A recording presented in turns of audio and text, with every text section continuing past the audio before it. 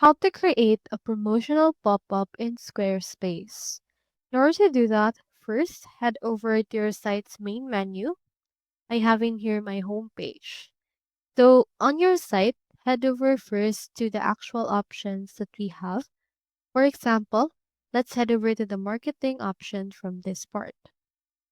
In order to go to there, click onto the settings option. Click onto this marketing. And after that, you should be able to see in here this. From in here, just choose wherein you want to actually promote your promotional pop-up. So choosing here between SEO appearance or metapixels. So for example, it's choosing here this metapixels and ads and adding here a pixel ID that we'll have for that. Now next head over to your site and then head over and add in here an image.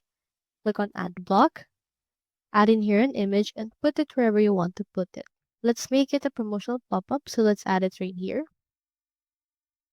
Now click on this pencil icon, or you can also double click onto that actual element.